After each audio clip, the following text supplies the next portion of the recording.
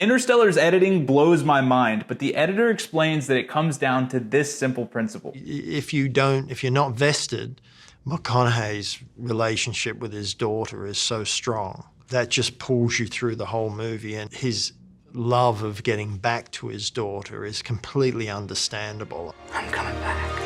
So the key principle here is to focus on an emotional relationship at the core of your story to make sure that the film doesn't become so plot-driven and such just an external thing of explosions that you start to lose any interest or care in the main characters. The editor of this film pays careful attention to make sure that he doesn't neglect the characters and specifically the core relationship of the film, which in this case is between Matthew McConaughey's character and his daughter. That just pulls you through the whole movie. And it's so true. If you as an editor can pay attention to that and make sure that you have that core relationship, of course it has to be in the content that you've been given, that has to already be there, but you've got to make sure that you focus on that throughout the scenes that you're editing. That way the audience will be pulled through this grand journey and it's not just meaningless action that's happening. His love of getting back to his daughter is completely understandable. And I love how he says the love of getting back to his daughter is completely understandable. That's the reason that people are so drawn into this movie. Of course, all of the physics and the astronaut things and the references to 2001: A Space Odyssey are really fun for film fans and for people who enjoy the sci-fi genre. But really, the reason this movie has had an impact on so many audiences is because people can relate to that feeling of Matthew McConaughey wanting to get back to his daughter. And when the editor realizes that, it changes the game of the editing for that film. So how does this editor make sure to focus in on the core relationship when approaching a specific scene? Well, let's take a look. I think it's just spending the right amount of time with each of those intimate moments. And it's, for example, the sequence where McConaughey goes to the water planet and they get into trouble on the water planet and he's very upset with Brand that she's made a mess of it. They've lost time. And that horrible moment for McConaughey where he realizes that he's missed his daughter's entire growing up, or his children. So he goes and sits with the playback machine, and we stay on McConaughey for a very long time. So as the editor talks about this scene, he starts with the external, the action. They end up on this planet with the big waves, they run into some trouble. That's just all external plot action. But then he links it to how it affects that core relationship with Matthew McConaughey's character, Cooper, and his daughter. That it's caused them to lose years apart from each other. And now we're going to deal with the emotions that come from that. We stay on McConaughey for a very long time. And, which is not conventional. Conventional wisdom would be you'd be milking it backwards and forwards because they're equally as good on the screen. It's funny. But McConaughey in take one of that, because here's the thing, he hadn't seen what was on the screen. He'd read the script, of course, but he hadn't seen the playback material.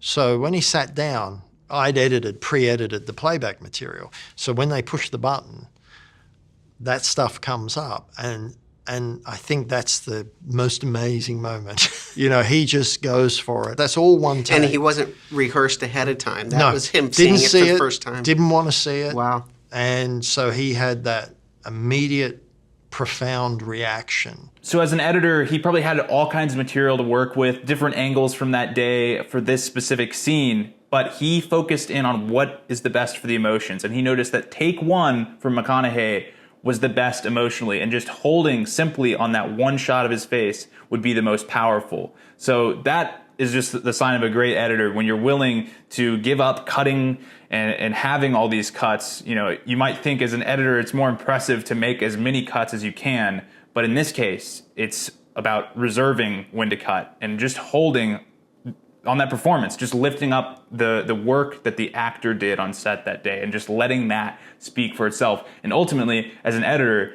you'll end up getting the credit for that because you let that performance breathe, and if it's relevant to that emotional core, it's going to make the story all the more powerful. So let's open up this scene in editing software, analyze the cuts, and see how he really let this breathe.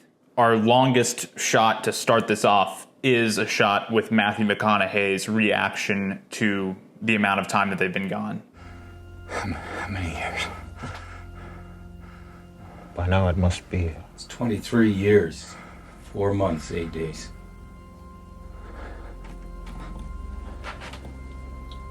So you already can see that the editor here is focusing on Matthew McConaughey's point of view to all this. So then we get through some cuts here of this conversation, but still, while they're having the conversation, we're setting up Matthew McConaughey heading into the playback room. In this first long shot, we get him turning on the machine.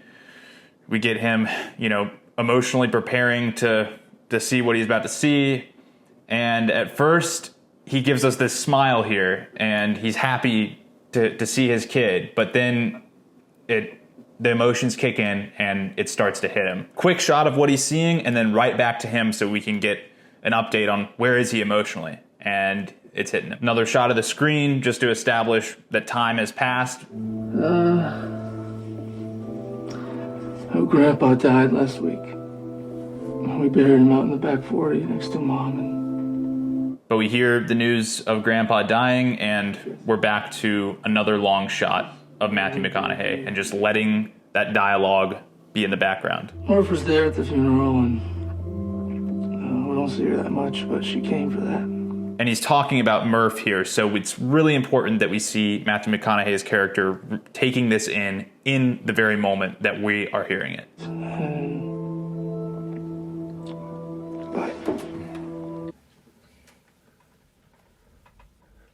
And I love that he chose to cut the music out from under us as that transmission ends, further putting us in the point of view of Cooper and feeling his emotions, that it was like music, beautiful music playing for him to get to see his son and hear his son's voice. But once that transmission cuts, it feels like that music has just been abruptly cut off. It just really helps us track with the emotions of the main character. I love it. And then once Murph comes on, we hold on her for, I want to say, just as long as we held on Matthew McConaughey in that first long shot.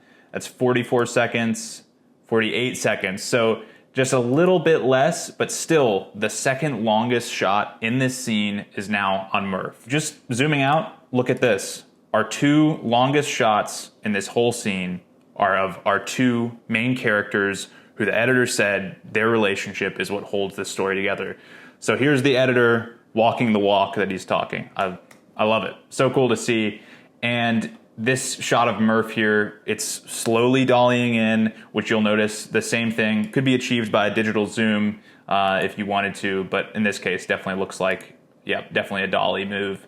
And in both cases, it's really just giving us the emotions of these two characters to see where their emotions are. And then when this important piece of dialogue is said by Murph about how long it's been and how that affects her, it's said off camera. And today I'm the age you were when you left. It's said while on this shot of Matthew McConaughey, which I would say is like the most iconic shot from this scene, the most memorable shot from this scene. And it's kind of the pinnacle of what the emotions of this scene are building to. Then we get to the pinnacle of Murph's emotions for this scene, and with that, we get out of there.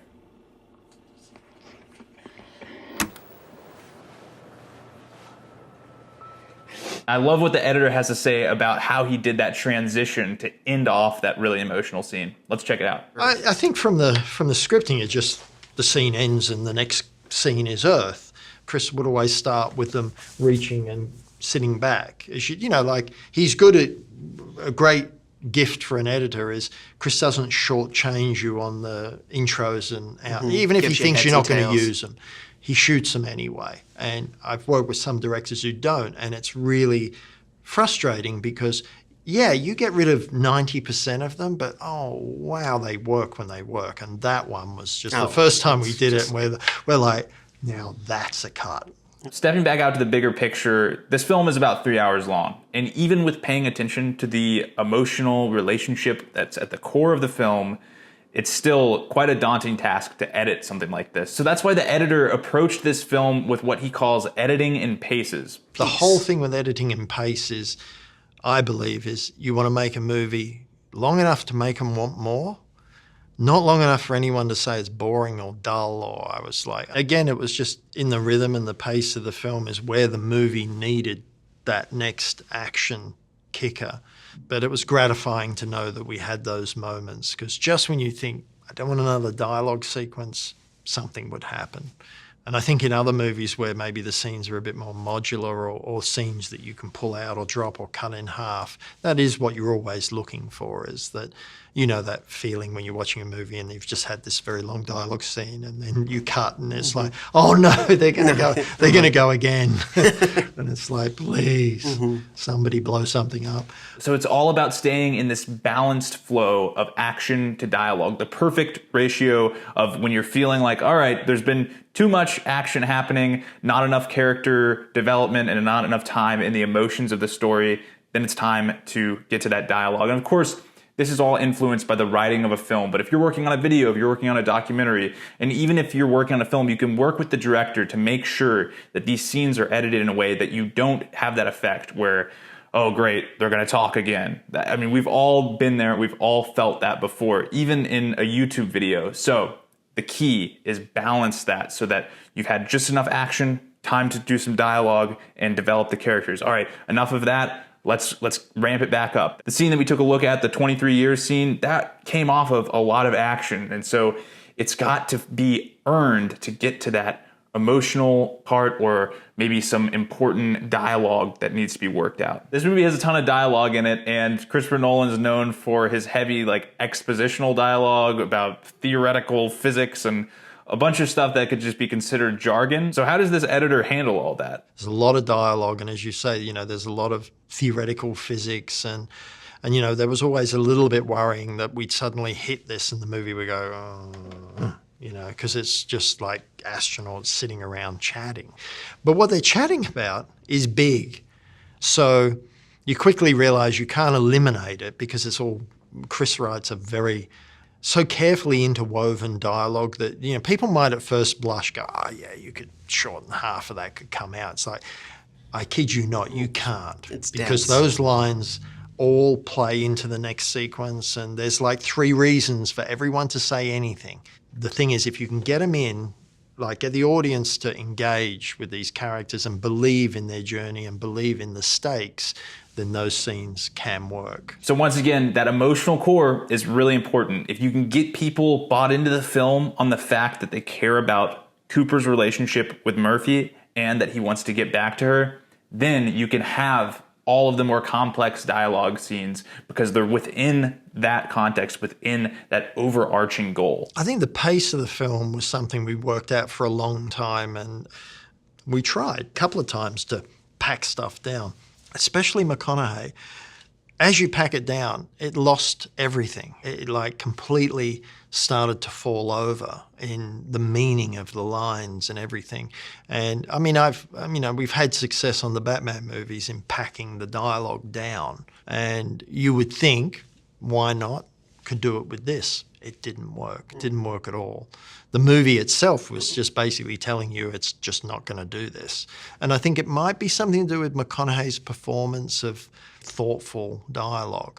But we quickly realised that you would damage it if you started going down. So you had to let it breathe. This is a great example of when to let your editing breathe. A lot of the times coming up on the internet, everybody's saying fast-paced editing. You've got to make short-form content. You've got to kill your darlings. You've got to cut. But if the emotional performance is there, and in this case, Matthew McConaughey was delivering, if the substance is there and it serves one of the main characters and their emotional journey, then maybe it's time to let it breathe. And maybe cutting it back and trying to tighten everything up to be so concise can actually damage the storytelling. So just something to keep in mind, that editing theory is not all black and white. It's not one size fits all of, hey, always be concise and always cut like crazy. Sometimes you just need to let it breathe. It's just good writing, good storytelling, and an emotional connection to the characters that lets you,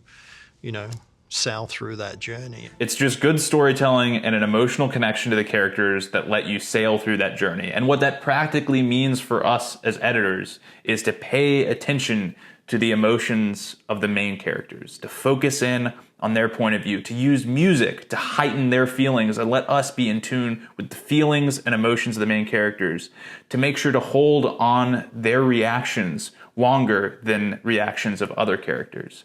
Doing those simple techniques can cause you to create a good emotional connection between the viewer and the main characters that can bring them through a 3-hour epic of all kinds of climactic action. Let me know your thoughts on Interstellar's editing and any other film that you want to talk about down in the comments below. I will definitely hit you with a reply, and we will nerd out about editing together all day long. Thanks so much for watching, and have a happy day, my friend.